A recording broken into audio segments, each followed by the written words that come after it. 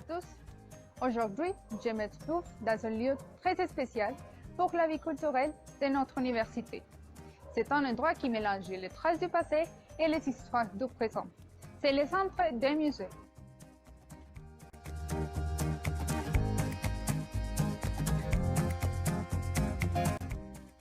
Le Centre des musées a été créé en 1996 par Marie-Christine Moreno et est rattaché au vice-rectorat de projection universitaire. Le Centre des musées rassemble dans une seule administration des collections très importantes de l'archéologie, la géologie, la paléontologie et aussi des sciences de la nature.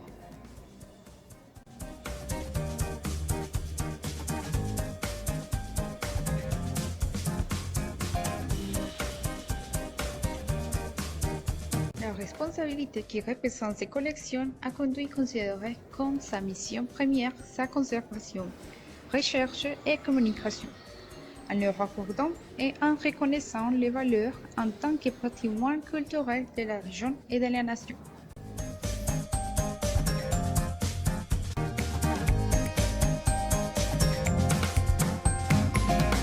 Le centre dispose de 4 salles d'exposition, dépôts réservés pour chaque collection, laboratoire, atelier de réparation et espace pour activités multiples, auditorium, atelier pour enfants, entre autres.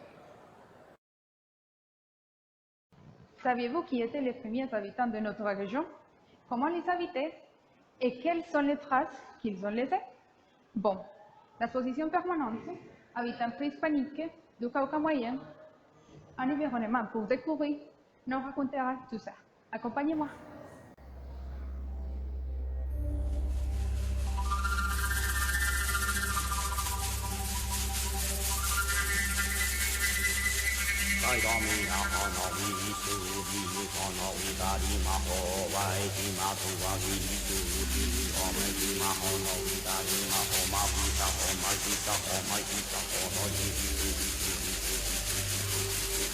L'histoire préhispanique de la vallée moyenne du fleuve Cauca est représentée par un ensemble de preuves matérielles associées à différentes périodes d'occupation et pratiques culturelles qui commencent vers la fin de l'Holocène et continuent jusqu'à la période de la conquête.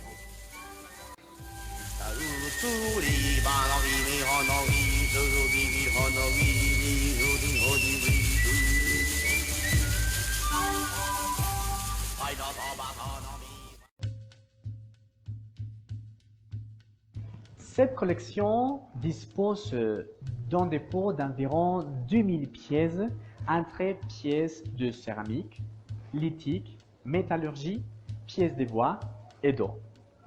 Tous elles appartenant à des cultures préhispaniques qui habitaient la vallée moyenne de la rivière Cauca. C'est pour ça que cette collection précisément est reconnue comme la plus importante de la région pour l'excellence technique et esthétique de ces pièces et son association à des différentes périodes.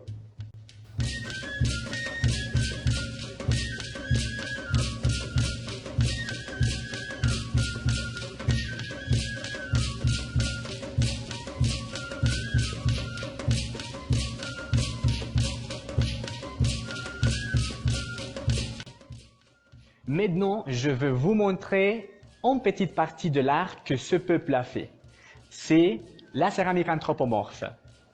Il est important de dire que c'est très intéressant la manière dont ils ont représenté le corps humain parce qu'avec une seule ligne, ils ont réussi à montrer les yeux et la bouche et une grande diversité des traits humains. Grâce à certaines de ces figurines, on peut déduire les types de costumes portés à l'époque et on peut deviner les concepts de beauté et d'esthétique de cette ville. La tête est la partie la plus travaillée, peut-être parce que c'est la partie pensante de l'être humain. Le corps est généralement rond et les bras et les jambes, quand ils sont représentés, sont à peine dessinés.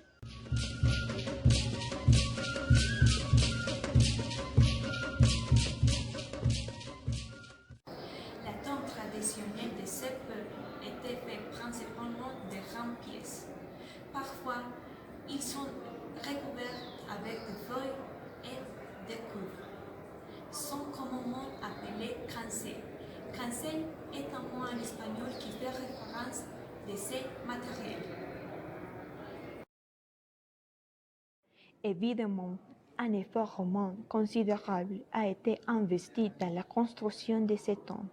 Si on pense par exemple à l'acquisition, le transport et la revue de ces pièces de pierre. Cependant, nous ne savons pas clairement pour qui se sont construits ces monuments funéraires. Leur présence indique des inégalités ou une hiérarchie sociale étaient déjà apparues parmi les peuples de cette époque. La vie funéraire des indigènes en Colombie était absolument riche. Il convient de noter aussi que la plupart des tombes de cancel qui ont été rapportées dans la littérature archéologique colombienne ont été retrouvées vides, sans décédés et sans mobilier funéraire. C'est pour cela que dans ce musée, nous avons ici une petite reproduction de ce que serait un mobilier funéraire très semblable à ceux que les indigènes avaient l'habitude de laisser dans leur cimetière.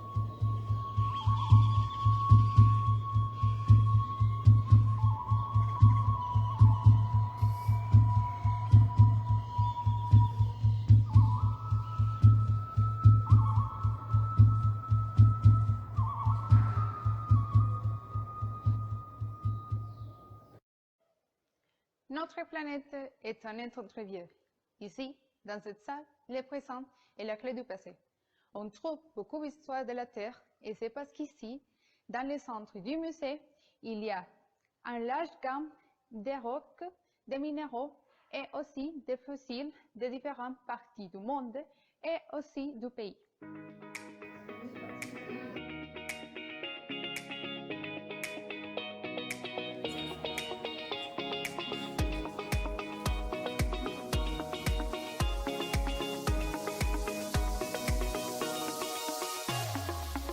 Dans cette salle, il y a aussi des concepts de l'origine de la Terre. Aussi, il y a la composition géologique des matériaux comme les minéraux, les fossiles et des roches. Les signes sédimentaires et métamorphiques et les minéraux sont caractérisés pour sa grande beauté, sa valeur ornementale ou économique parmi les recherches de la Colombie sont certaines avec dans l'Antiquité environ 1800 millions d'années. Granulite de la Sierra Nevada de Santa Marta.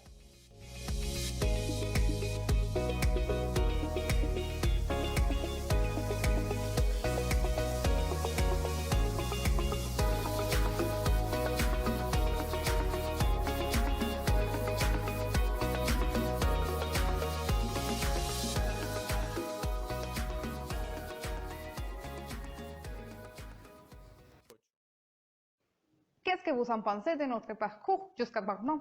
C'est intéressant, n'est-ce pas? Bon, ici, dans cette salle, la salle des fossiles, il y a un fossile très important qui est considéré comme le plus important de l'exposition d'histoire de la Terre. Il s'agit d'un glyptodonte. Un glyptodonte, c'est un mammifère édenté semblable au tatou d'environ 13 millions d'années.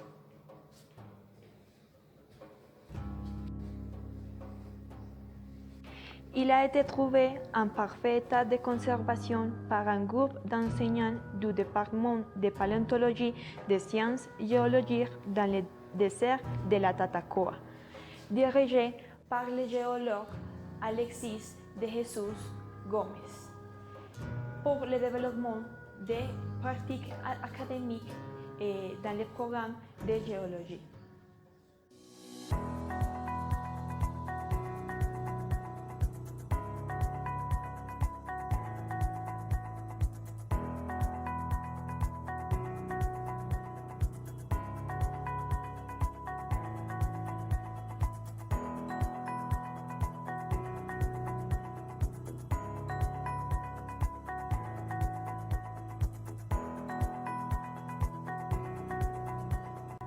Dans l'exposition des sciences de la nature, on peut retrouver une explication détaillée des écosystèmes colombiens et aussi de la faune qui y habite.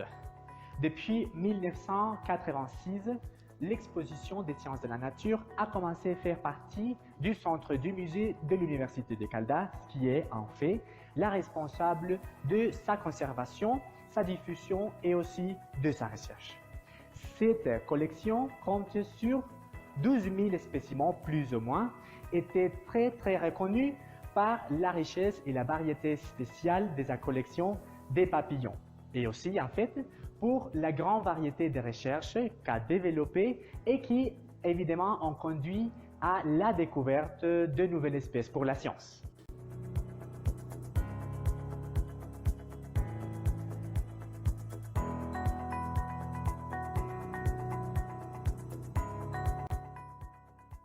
Cela a permis à la collection d'être la 4e en importance dans le contexte naturaliste colombien et, comme un résultat très important de toute la recherche qu'a fait l'université pendant toutes ces années, nous avons aujourd'hui la publication du bulletin scientifique qui est spécialisé sur la collection de biologie.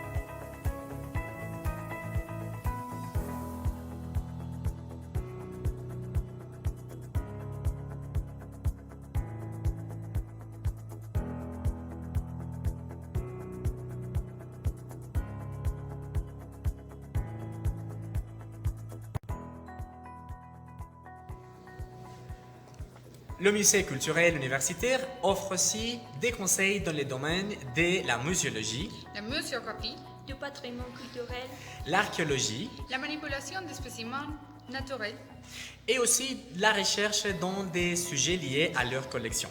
Offre également des ateliers pour des enfants, des visites guidées aux écolières et aussi au grand public. Nous espérons que vous avez aimé notre parcours dans le musée culturel universitaire et nous vous invitons à venir découvrir ces merveilleuses collections et toutes les avances à niveau scientifique. Au revoir! Au revoir.